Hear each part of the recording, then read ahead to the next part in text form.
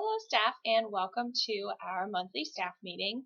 Our topic of conversation today will be a discussion pertaining to curriculum. And there are a number of focus questions that I am going to answer myself, and then I would like you guys to discuss together as a staff. The first question being, what definition of curriculum do you prefer? When considering each different definition of curriculum, I believe that a broad definition of curriculum that includes the experiences of the learner, not just the skills and particular information that they are going to be learning, should be focused on. As teachers, I feel that too often we become overly focused on only the standards and objectives that we are presenting to our students and that are handed down to us from our district mandated curriculum. I don't think we spend enough time focusing on the lifelong learning of our students and the experiences that they're having in our classrooms, on field trips, and just in the general school setting. So I think that a very broad definition of curriculum is important, and I'd like you guys to go ahead now and have a short discussion amongst yourselves about your definition of curriculum, and then we're going to share those out to the staff. All right, thank you very much for participating in the discussion. The second question that we're going to go over is, what approach to curriculum do you prefer? There are a number of different approaches that one can take to curriculum. When considering these different approaches, I prefer the humanistic approach, which also ties in with my preferred definition of curriculum. When I think about my philosophies on education and learning, many of my thoughts center on the fact that I believe all learning should be based around skills that the students will need to have for life. Many of our students may not need to know the square root of a number off the top of their head, but they will need to know critical thinking skills, socialization skills, life skills, and other skills to help them be successful both in the classroom and outside of the classroom for the rest of their lives. So I feel that students learn best when learning from life experiences, and the humanistic definition of curriculum, the humanistic approach to curriculum really helps and includes these ideas. So I'd like you to go ahead now and talk about your different approaches to curriculum. Okay, thank you very much again for participating and sharing out in that discussion. The third question that we'll be talking about today is, in developing curriculum, what criteria for selecting content is truly important? So there are a lot of different criteria that can be considered when selecting what content will be involved in curriculum. The criteria that I feel are most important when selecting content are utility, learnability, and significance. I feel that utility is very essential when selecting the content for curriculum, as I believe that our students should be learning content that will be useful to them in their future lives, both as students and as adults out in the real world. I also feel that learnability is essential. I feel that it's very important to consider the developmental milestones of children, what their capacities are as learners at certain phases and ages in life. And I think we need to consider that when deciding which skills to address at which different age and grade levels.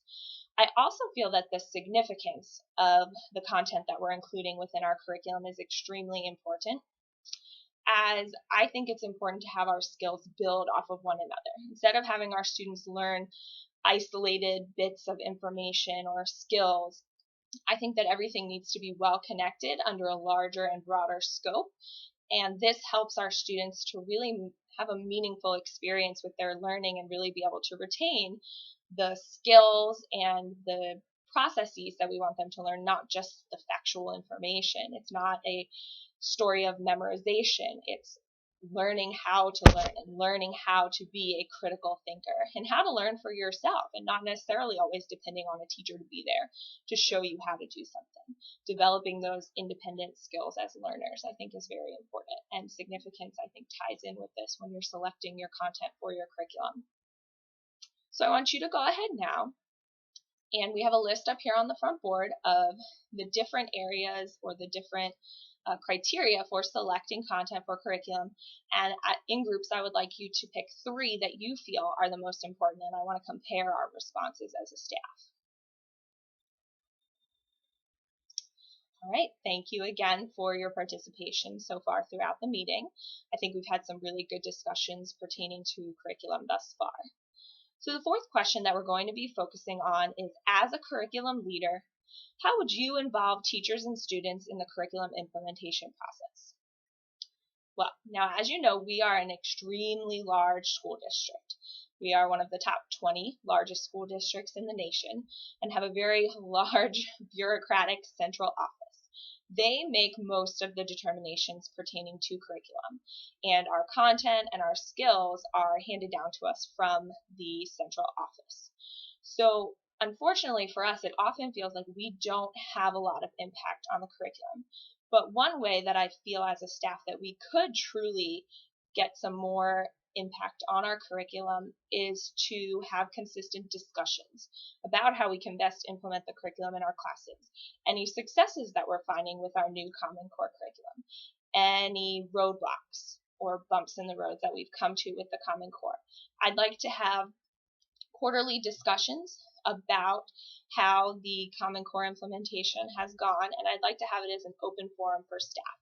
You can come in a completely judgment-free environment with your peers and discuss the concerns you may have, the successes you've found in your classroom, and we will be electing a member of the staff to create a document with all of those thoughts and concepts. And I'll also be meeting with our parent-teacher organizations and encouraging them to bring their students with them to the discussions so we could get more feedback on how the implementation of the Common Core curriculum is impacting our students and how they feel about this new curriculum. Especially our older middle school students, I feel, will have a lot of good things to say, a lot of constructive criticism, and maybe some very negative things to say about our new curriculum. But I think it's important for us to hear those ideas and then to compile all of that information to be presented to the central office.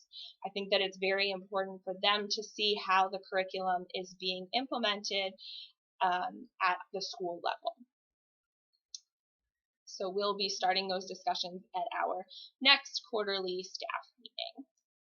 The final question that we are going to consider today is, why is change so difficult to implement in schools?